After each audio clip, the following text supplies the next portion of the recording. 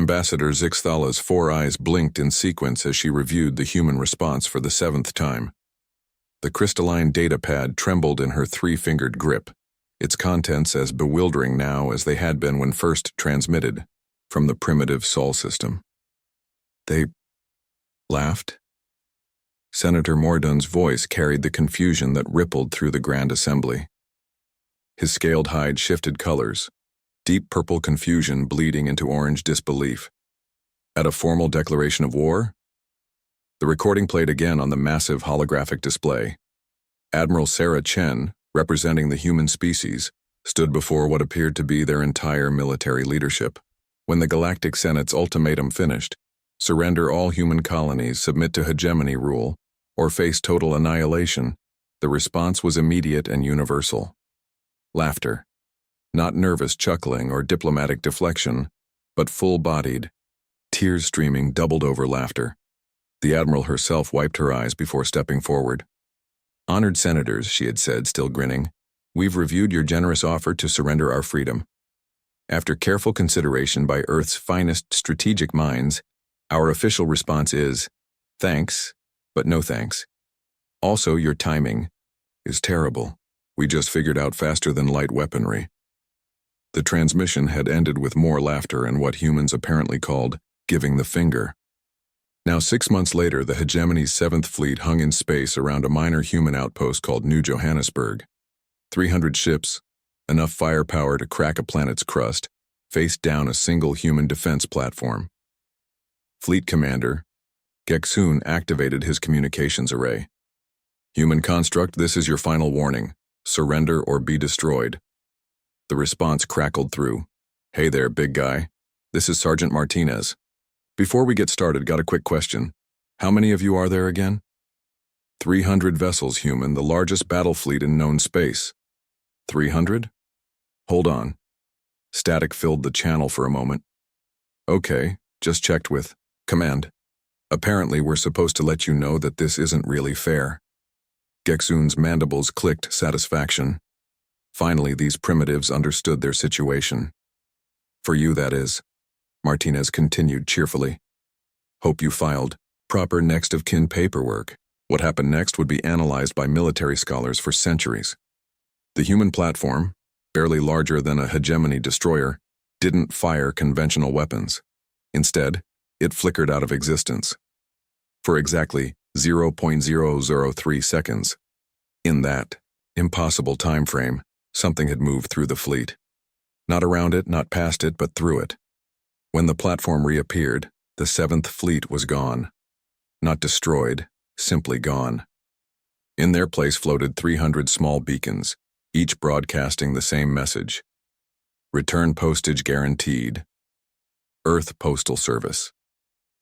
The hegemony ships reappeared 3 days later in Earth's orbit. Intact but completely dead in space, their crews unconscious but unharmed. Taped to each vessel's main airlock was a handwritten note. "Thanks for playing. Better luck next time. Humanity." Back in the Galactic Senate, emergency sessions had been running continuously. Intelligence reports painted an impossible picture. Humans had gone from barely achieving FTL travel to demonstrating technology that made gods look clumsy. Yet they used it to relocate an invasion fleet and leave friendly notes. "They could have killed everyone," whispered Senator Vexian, her gossamer wings folding nervously. Instead, they sent them home with snacks. Ambassador Zixthala pulled up the latest intelligence report. Human colonies weren't just defending themselves, they were thriving. Trade routes that had taken other species millennia to establish were being created overnight. Hostile alien fauna on frontier worlds were somehow becoming docile. Even space pirates in human-controlled sectors had reportedly started going legitimate and opening legitimate shipping companies. "Ma'am, her," Ade's voice interrupted her thoughts. "The humans have sent another message."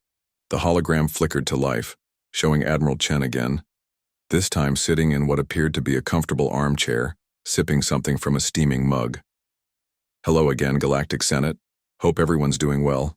Just wanted to clear up some confusion about our earlier demonstration. See, you assumed that showing up with 300 ships was intimidating. Thing is, We invented something worse than your worst nightmare. We invented kindness with the power to enforce it. She took another sip of her drink. You demand surrender? We offer partnership? You threaten annihilation? We suggest cooperation? You send fleets to subjugate us? We send them home safely with care packages and our grandmother's cookie recipes. The Admiral leaned forward, her expression growing serious. Here's the thing about humans. We didn't become the dominant species on our planet by being the strongest, fastest, or smartest. We did it by being the most stubborn pack of cooperative problem solvers in the galaxy. You want to know our secret weapon? We genuinely believe everything can be fixed with enough patience, creativity, and really good snacks. She stood up, raising her mug in a toast. So here's our counteroffer. How about we skip the whole galactic conquest thing and just be friends? We've got coffee, chocolate, and this thing called pizza that will revolutionize your entire concept of food. Plus, we've already started terraforming a few spare planets if anyone needs a vacation spot. The transmission ended with her characteristic grin. In the stunned silence that followed, Senator Morden slowly raised one scaled appendage. Did she just invite us over for dinner? Ambassador Zixthala set down her datapad and began composing a response. For the first time in her diplomatic career, she found herself genuinely curious about these impossible humans and their ridiculous, terrifying kindness. Perhaps surrender wasn't the worst fate imaginable after all.